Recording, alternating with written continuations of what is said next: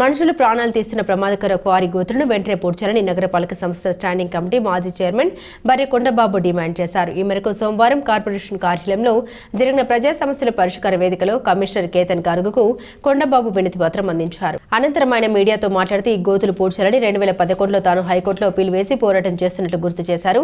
Court ఆదేశాలను mines అధికారులు quarry యజమానులు బేఖాతరు చేస్తున్నారని మండిపడ్డారు. ఈ సమస్య పరిష్కారానికి త్వరలో తాను మళ్లీ క్వారీ గోతుల నీటిలోకి దిగి నిరసన దీక్ష చేపడతామని అల్టిమేటం ఇచ్చారు.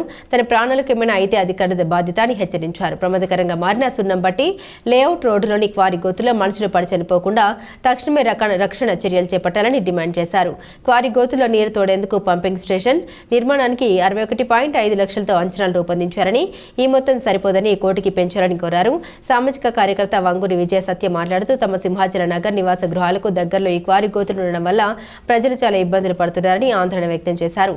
బర్రె కొండబాబు చేసే పోరాటానికి పూర్తి మద్దతు ఇస్తామన్నారు. ఇంటర్నేషనల్ హ్యూమన్ రైట్స్ జాతీయ అధ్యక్షుడు వంగూరి ప్రేమ్ కుమార్, మారు జగదీష్, పడల మధు కుమార్, కొమ్మం శెట్టి బబ్లు, పెద్దపూడి రాజు, పెద్దపూడి బంగారయ్య, గార సత్యనారాయణ, గార రాజబాబు, వల్లూరి మణికంఠ తదితరులు పాల్గొన్నారు.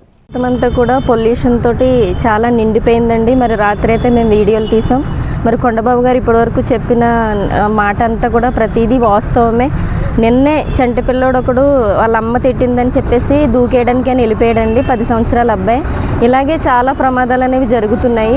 రీసెంట్గా 2-3 కూడా చాలా బారిన పడ్డారు.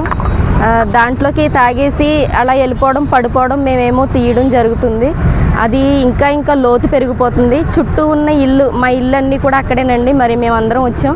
బాత్రూము, సెప్టిక్ ట్యాంకులు ఈజీగా నిండిపోతున్నాయి. ఇళ్లల్లోకి మరి చెమ్మంతా చేరిపోతుంది. ఇంకా పైకి ఇప్పటికే 160 లోతు ఉందంటండి. ఇంకా పెరిగిపోతుంది. వాటర్ డ్రైనేజీ వ్యవస్థ అంతా కూడా క్వారీలోకే పెట్టేశారు. ఇంకా నిండిపోతుందండి. మరి వర్షపు నీరు ఇటు డ్రైనేజీ సుబ్బారావు నగరం, ఇటు సింహాచల్ నగరం, బయట నుంచి వాటర్ అంతా కూడా క్వారీలోకే డ్రైనేజీ సిస్టమ్ అంతా పెట్టేశారు. ఆయన చెప్పినట్టుగానే 60 లక్షలు సరిపోవండి. ఇంకా ప్రభుత్వం ఎక్కువగా శాంక్షన్ చేసి ఈ యొక్క పరిష్కారానికి సత్వరమైనటువంటి పరిష్కారం మాకు చూపించాలని ఈ యొక్క సమస్యకి మేము కోరి ప్రార్థిస్తున్నాం. ఇప్పుడున్నటువంటి పెద్ద మనసుతో, మంచి ఆలోచనతో రాజమండ్రి నగరపాలక సంస్థ కమిషనర్ గారు ఐఏఎస్ ఆఫీసరు ఆయన 61,50,000 రూపాయలు ఎస్టిమేషన్ తయారు చేస్తూ ఉన్నారు. ఇంకా కావాలి, ఇంకో ₹1,00,00,000 వరకు కావాలని చెప్పేసి చెప్పడం జరిగింది. తర్వాత నేను ఇంకోటి ఈరోజు తెలియపరచడానికి వచ్చింది ఏంటంటే 100 అడుగుల మాస్టర్ ప్లాన్ రోడ్డు, 100 అడుగుల మాస్టర్ ప్లాన్ రోడ్డు మరి ఈవేళ 2 అడుగులు అంటే 2 అడుగులు ఉంది. మరి ఆ 2 అడుగులు ఏ విధంగా ఉంది అనేటటువంటిది విచారణ జరిపించాలా, ఎవరు తవ్వేశారన్నది విచారణ జరిపించాలా. అక్కడ సున్నం బట్టి లేఅవుట్లో ఉన్నటువంటి ప్రజలు కూడా ఇబ్బంది పడుతూ ఉన్నారు. దానికోసం ఎమ్మటే చర్య తీసుకోవాలని చెప్పేసి చెప్తున్నా. మరి అదేవిధంగా చాలా వరకు మరి నా పోరాటాలన్నీ కొనసాగిస్తూ వస్తున్నా.